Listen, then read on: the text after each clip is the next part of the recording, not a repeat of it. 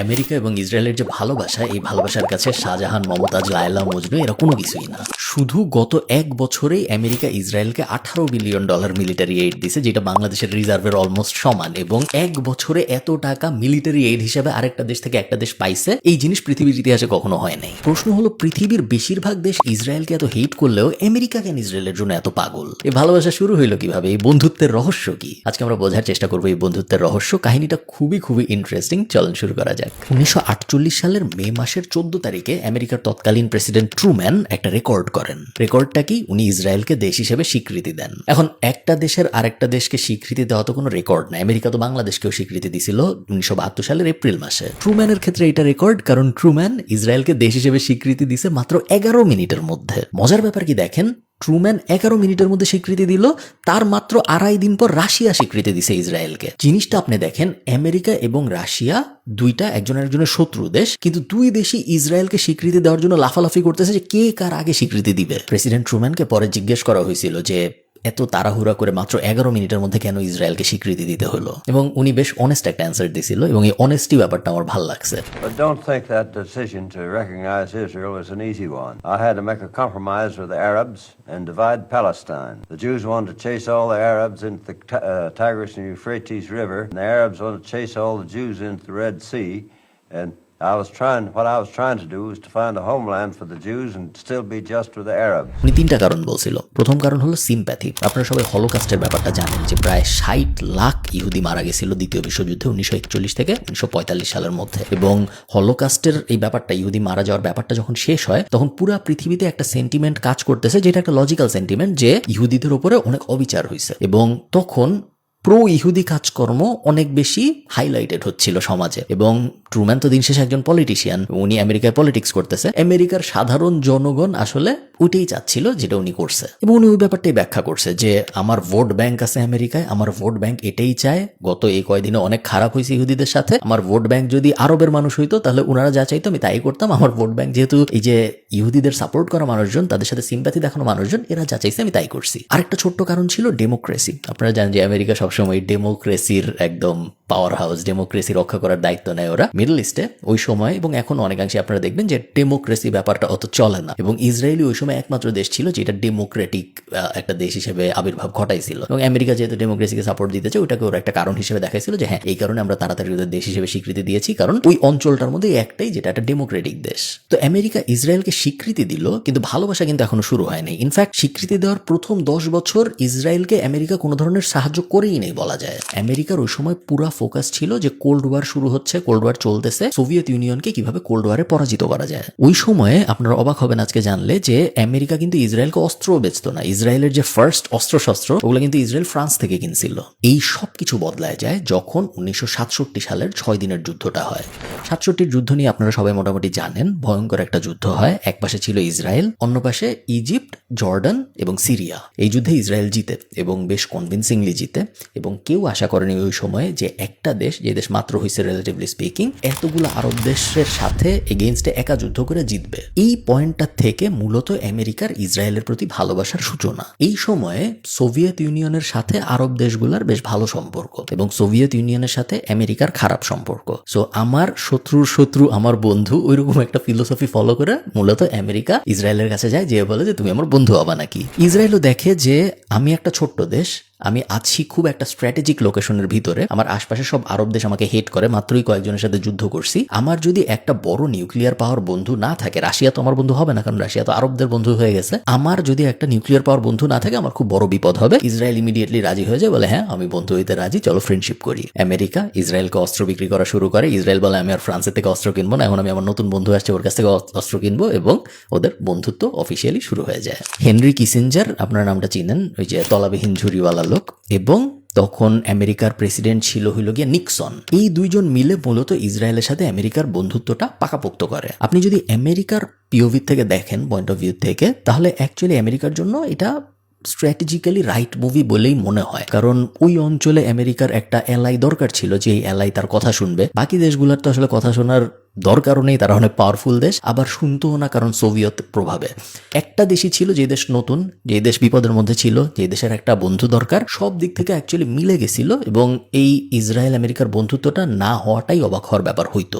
এরপরে 1973 বা 1974 একটা যুদ্ধ হয়, যে যুদ্ধে আমেরিকা ইসরায়েলকে সরাসরি সাপোর্ট দেয় ওই যুদ্ধ থেকে বাঁচার জন্য, এবং তারপরে 1978 সালে আমেরিকা যে একটা ডিল করে, এই ডিলটাকে আমরা বলবো বড় ভাই ডিল। বড় ভাই ডিলটা কি, ও ইসরায়েলের কাছে যায় এবং ও ইজিপ্টের কাছে যায়। জিমি কার্টার ছিল তখন প্রেসিডেন্ট, এবং এই দুই দেশের কাছে যায় আমেরিকা বলে যে ভাই তোমরা দুইজনই ভালো, তোমাদের মধ্যে মারামারি করার দরকার নেই, আমি ইসরায়েলকে বছরে $3 বিলিয়ন দিব এবং আমি ইজিপ্টকে বছরে $2 বিলিয়ন দিব, বদলে তোমরা দুইটা জিনিস করবা। এক নাম্বার জিনিস, নিজেদের মধ্যে মারামারি কামড়াকামড়ি করবা না, এবং 2 নাম্বার জিনিস, আমি যখন যা বলবো শুনবা। দুই দেশই রাজি হয়ে যায়, এবং এই যে আমেরিকা ইসরায়েলকে টাকা দেওয়া শুরু করলো, এই টাকা দেওয়া কখনো আর থামে নাই। আচ্ছা, আপনারা ভাবতে পারেন যে এটা কেমন ভালোবাসা, এই ভালোবাসা কি শুধু টাকা দিয়েই সীমিত, আমেরিকা কি ইসরায়েলকে খালি টাকাই দিতে থাকবে, ভালোবাসার একটা গোল্ড ডিগিং টাইপ সম্পর্ক হয়ে গেল, ভালোবাসা হইল না? ব্যাপারটা তা না, ব্যাপারটা আসলে এর থেকে আরেকটু ডিপ। আমেরিকা এবং ইসরায়েল 1985 সালে ফ্রি ট্রেড এগ্রিমেন্ট শুরু করে, আমেরিকার প্রথম ফ্রি ট্রেড এগ্রিমেন্ট এটা। এর আগে আমেরিকা কারোর সাথে ফ্রি ট্রেড এগ্রিমেন্ট করে নাই, এবং কয়দিন আগে আপনারা দেখলেন না যে ডোনাল্ড ট্রাম্প একটা খাতা দিয়ে সবাইকে দেখাইলো যে এর বিরুদ্ধে ট্যারিফ এত %, ওর বিরুদ্ধে এত %, এর বিরুদ্ধে 40-30 ইত্যাদি। ইসরায়েলের নাম কিন্তু নাই, কারণ ইসরায়েল থেকে আমেরিকায় কোনো পণ্য পাঠাইতে বা আমেরিকার থেকে ইসরায়েলে কোনো পণ্য পাঠাইতে 0 ট্যারিফ, কোনো টাকা পয়সা খরচ হয় না ট্যাক্স হিসেবে। এখানেই একটা ইন্টারেস্টিং টুইস্ট আছে। এই ফ্রি করে আমেরিকার যে লাভ হয় নাই এমন না, এটা খুব ইন্টারেস্টিং এবং ইন্টেলিজেন্ট একটা মুভ ছিল। কারণ আপনারা এই ব্যাপারটা, আমরা ইসরায়েলকে যতই হেট করি, আমাদের এটা অ্যাগ্রি করতে হবে যে ইসরায়েল অ্যাকচুয়ালি বেশ স্মার্ট একটা দেশ।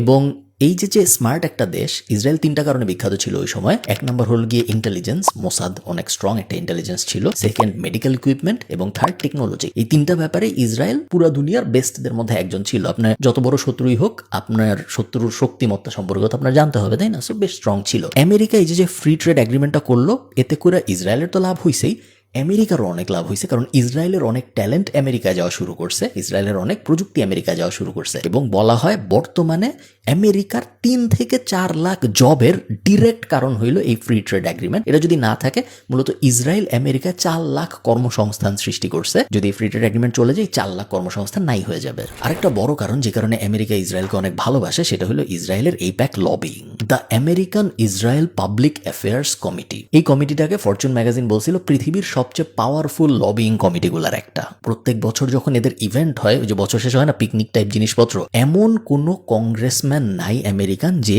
এই পিকনিকে অ্যাটেন্ড করে না। অলমোস্ট সবাইকে লবিং করে কিনে ফেলছে এই ইসরায়েলি প্রো গোষ্ঠীটা। শুধু তাই না, ইসরায়েল এমন এমন ইন্টারেস্টিং কাজ করছে আমেরিকানদের কনভিন্স করার জন্য, যেগুলো আপনি না শুনলে বিশ্বাস করবেন না। যেমন ইসরায়েল একদম শুরুর দিকে বুঝে গিয়েছিল যে মানুষকে কনভিন্স করার সবচেয়ে বড় উপায়গুলোর একটা হলো মিডিয়া ন্যারেটিভ কন্ট্রোল করা। হলিউডের সবচেয়ে বড় 10টা প্রোডাকশন হাউসের 8টা ইসরায়েলি মালিকানায় চলে গেছিল একটা সময়ে, এবং যেগুলো মালিকানায় যায়ও নাই, ওগুলাও যখন সিনেমা প্রডিউস করতে আসতো, সাধারণত এই সিনেমাগুলো ফান্ড করতো ইসরায়েলি মানুষজন এবং ন্যারেটিভ ঢোকানোর চেষ্টা করতো। আপনারা জানেন নাকি জানি না, বেশ ইন্টারেস্টিং একটা সাইড নোট, এটা এই কাহিনীর সাথে রেলেভেন্ট না।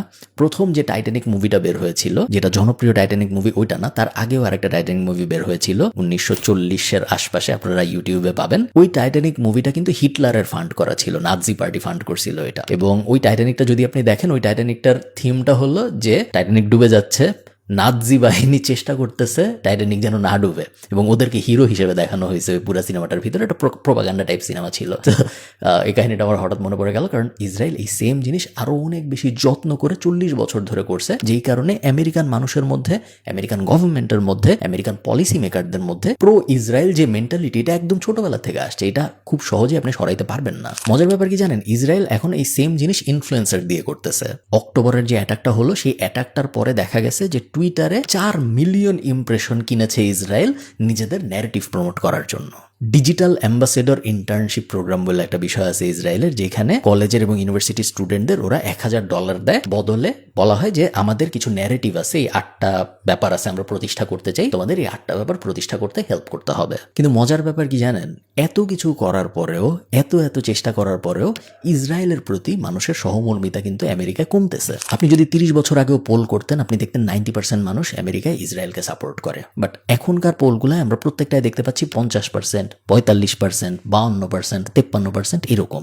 আপনি 10 বছর আগে এটা কল্পনাও করতে পারতেন না যে আমেরিকার মাটিতে আমেরিকার ইউনিভার্সিটি স্টুডেন্টরা ইসরায়েলের বিরুদ্ধে প্রোটেস্ট করবে, বাট এই জিনিস এখন অহরহ হচ্ছে। কিন্তু প্রবলেম হলো সরকারি হর্তাকর্তারা যারা পলিসি মেকার তারা এখনো সেই ইসরায়েলের প্রতি ভালোবাসা রেখে দিয়েছে। আচ্ছা, ভিডিও শেষ করবো, বাট একটা খুবই ইন্টারেস্টিং কাহিনী না বলে শেষ করাটা একদমই উচিত হবে না। সেটা হলো ইসরায়েলের যে প্রাইম মিনিস্টার বেঞ্জামিন নেতানিয়াহু, আপনারা কি জানেন যে ইরাকের যে যুদ্ধটা হয়েছিল, আমি তখন অনেক ছোট, ইরাকের যুদ্ধের আগে বেঞ্জামিন নেতানিয়াহু ঠিক এক্স্যাক্টলি, আপনারা ভিডিও পাবেন ইউটিউবে, এক্স্যাক্টলি সেম কথা বলছিল যে ইরাকে পারমাণবিক বোমা আছে, আমাদের খুব তাড়াতাড়ি অ্যাকশন নিতে হবে যদি আমরা পারমাণবিক বোমা সাদ্দাম হোসেন ওই অ্যাঙ্গেল থেকে বাঁচতে চাই। আমেরিকার উচিত ইমিডিয়েটলি অ্যাটাক করা যদি পারমাণবিক বোমা ইরাক বানায় ফেলবে, এরকম সিচুয়েশন না বানাইতে চাই আমরা। যদি আমেরিকা এটা না করে তাহলে আমেরিকা খুব বড় বিপদের মধ্যে পড়বে, ইসরায়েলও খুব বড় বিপদের মধ্যে পড়বে। There is no question whatsoever that Saddam is seeking and is working and is advancing towards the development of nuclear weapons. No question whatsoever. 23 বছর পরে যায় এক্স্যাক্টলি সেম স্ক্রিপ্ট আবার বলছে উনি, কিন্তু ইরাকের জায়গায় এবার ইরান। ইসরায়েলের ইরাক ওয়ারে যে ভূমিকা ছিল এটা অফেন নেগলেক্টেড এবং ওইটা নিয়ে অত কথাবার্তা হয় না। আপনারা আমাকে জানাবেন কমেন্টে, আপনারা যদি চান ওই বিষয়ে একটা ভিডিও বানাই। ভালো থাকেন সবাই, সবার সাথে দেখা হবে পরে কোনো একটা ভিডিওতে। টাটা।